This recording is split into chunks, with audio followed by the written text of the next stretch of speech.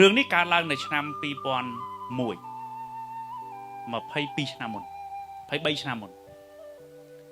នៅចិត្តម្ដុំផ្សារកដាលពេលនោះខ្ញុំនៅជិះកង់ទេខ្ញុំទៅទិញខ្លាញ់ជៀនពងទានៅកន្លែងគេលក់អីវ៉ាន់ចាប់មួយណាដូចបងលក់អញ្ចឹងពេលដែលខ្ញុំចូលទៅទិញមាននារីម្នាក់គាត់ទៅទិញនៅនឹងដែរចេញមកវិញគាត់ឆោឡោស្រាប់ដល់ពេលគាត់ចេញមកឆោឡោគាត់ស្រែកហ្មងគាត់ថាគាត់បាត់ម៉ូតូគាត់ងាកឆ្វេងងាកស្រាំស្រាប់តែងាកមកខាងឆ្វេងដៃឃើញបរោះម្នាក់គាត់ជិះម៉ូតូអាគប់ពណ៌ទឹកសមុទ្រនឹងដែរគាត់មើលពីចំហៀងទៅឃើញអញ្ចឹងហើយគាត់មិនដឹងស្រឡាំងកាំងមិនគាត់ស្រែកថាចោលគាត់ចង្អុលអញ្ចឹងហើយវាចាយដន់អន្តិតហ្នឹងគាត់បាត់ទៅកែងបរោះម្នាក់ទៀតនៅកែងហ្នឹងក៏ស្រែកបន្តអត់ទេពួកគាត់បាត់ទៅអញ្ចឹងគាត់មិនជួយស្រែកគាត់ស្រែកតែចោលពេលអាវផ្កាឈូកគាត់ថែមពណ៌ទៀតឃើញទេហើយគាត់ចង្អុលទៅហើយចុះបងប្អូនប្រជាជនយើងឮតែចោលមិនជួយមែនទេលើកលែងតែគេកាន់កភ្លើងកាន់កបត់កាន់កាក់កាន់អីអាហ្នឹងយើងពិបាកតែបើជិះម៉ូតូហើយចង្អៀតនៅរៀងយឺតធាក់បដូលជួយហ៎ពេលហ្នឹងអ្នកទី2ស្រែកតែចោលពេលអាវពណ៌ផ្កាឈូកគេពាត់គេវាយពុបទៅហើយមិនយូរប្រហែលអ្នកដែលនៅចិត្តហ្នឹងគាត់ថាអាមួយហ្នឹងងាប់ហើយអញ្ចឹងបងប្អូនឃើញគេជួយហ្នឹង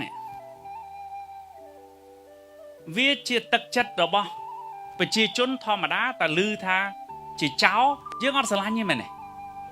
យើងអត់ចូលចិត្តទេមែនទេអញ្ចឹងពេលហ្នឹងដាក់ភុះទៅប្រហែលជា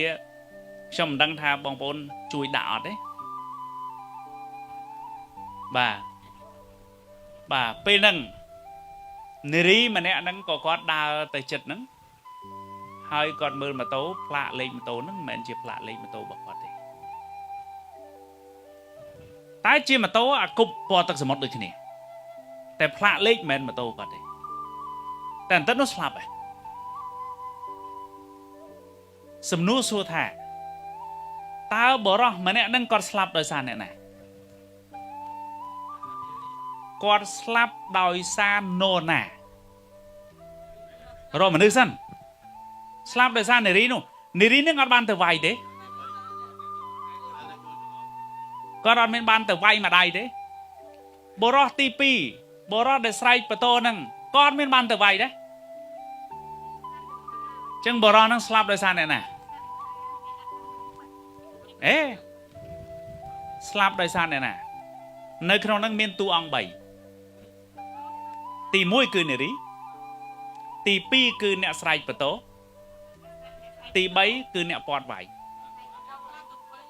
សំណួរបរោះហ្នឹងស្លាប់ដោយសារអ្នកណាទាំង3ហ្នឹងមែនទេប្រហែលអ្នកថាទាំង3សំលឹកដៃអូខេ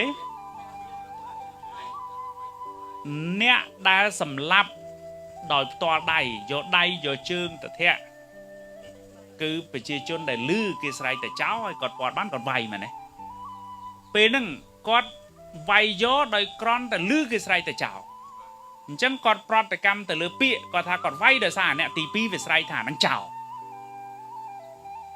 អញ្ចឹងតើអ្នកដែលសន្មត់កាត់សេចក្តីថាអ្នកនឹងជាអ្នកទោសជាចោលជាអ្នកទោសពីណាគេតឡាកាមានសិទ្ធិយើងជាប្រជាជនអត់មានសិទ្ធិយើងអាច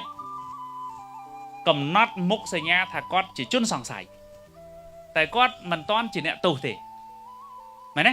ប៉ិនឮតែចោលវាយមែនទេអូខេនឹងអ្នកសម្លាប់តែអ្នកដែលសម្លាប់ដោយផ្ទាល់ដៃហ្នឹងគាត់ថាខ្ញុំឮបរោះម្នាក់នៅកែនោះគាត់ស្រែកតែចោលដល់ពេលសួរបរោះហ្នឹងទៀតមិនបានអ្នកឯងស្រែកថាអ្នកនឹងជាចោលខ្ញុំឮនារីនោះគាត់ស្រែកថាអ្នកចោលហើយគាត់ចង្អុលមកប៉ុន្តែពេលគេស្លាប់មកមើលផ្លាកលេខម៉ូតូហ្នឹងអាគប់ចិត្តដូចគ្នាតែមិនមែនជាផ្លាកលេខម៉ូតូរបស់គាត់ទេ គាត់ធ្វើមិនដឹងអីមិនដឹងស្លន់ស្លោយំផងអីផងដើរមកឆ្ងាយពីគេបន្តិចឡើងម៉ូតូដុបទៅបាត់ឃើញផ្ទាល់នឹងភ្នែកម៉ូតូនោះនៅក្នុងទៅហើយបរោះម្នាក់ហ្នឹងស្លាប់បាត់ទៅសំណួរសួរថាខ្ញុំមាន2សំណួរសំណួរទី1តើនរណាជាអ្នកសម្លាប់បរោះហ្នឹង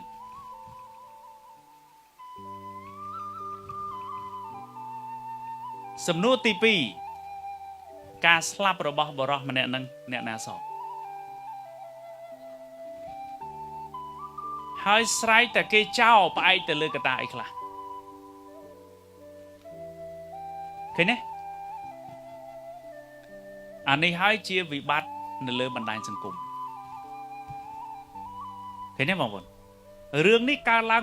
23ឆ្នាំហើយប៉ុន្តែនៅលើបណ្ដាញសង្គមមួយចំនួនគឺមានអិរិយាបថដូចគ្នាតើណាមែនអត់មែនទេដាក់ផោងឆបោកម្នាក់ស្រីមួយទៀតបន្តផោងហើយបងប្អូននៅលើ social media ដាក់ប្រាប់ប្រាវមែនទេងាប់បាត់ហើយឥឡូវបរោះម្នាក់ហ្នឹងងាប់បាត់ហើយតើណាអាហ្នឹង brand ងាប់បាត់ហើយនេះសំណាងឲ្យដែលគេវាយរូបថតហើយវាយឈ្មោះហើយបើវាយមនុស្សមែនតើមិនមនុស្សហ្នឹងទៅជាខ្មោចសំណួរសួរថាតើបរោះម្នាក់ហ្នឹងអ្នកណាជាអ្នកសម្លាប់ហើយការស្លាប់របស់បរោះម្នាក់ហ្នឹងពីណាអ្នកសងឥឡូវគេឈ្មោះកិត្តិយសហ្នឹងស្លាប់ហ៎ពីណាអ្នកសម្លាប់ពីណាអ្នកចោទយើងឃើញទេបាទពីណាអ្នកបន្តហើយគេកាត់សេចក្តីថាម៉េច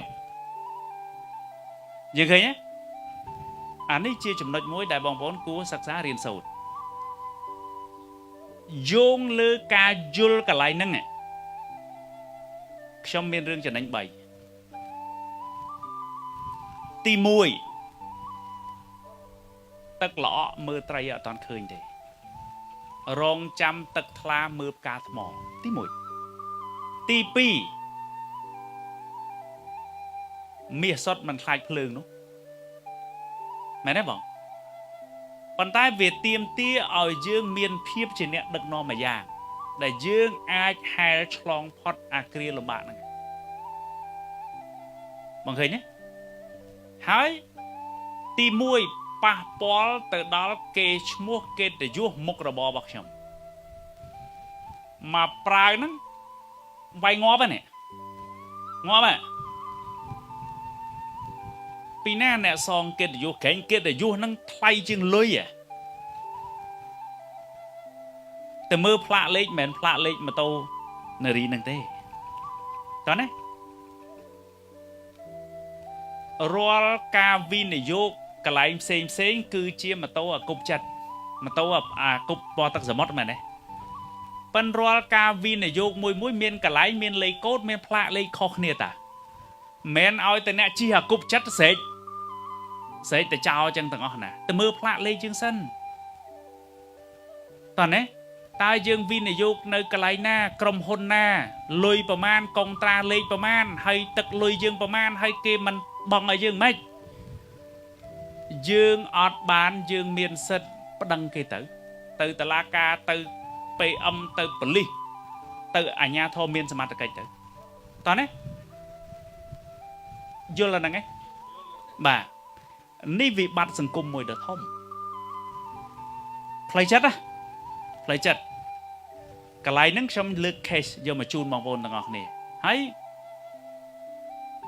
ជាចំណុចមួយដែលខ្ញុំគិតថាជាអ្វីដែលបងប្អូនរៀនពីភាព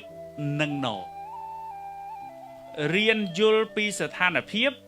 រៀនយល់ពី social media រៀនយល់ពី user រៀនយល់ពីសាធារណជនហើយយើងយល់ពីប្រព័ន្ធផ្លូវច្បាប់អានឹងបានយើងអាចគ្រប់គ្រងចិត្តរបស់យើងបានដែរ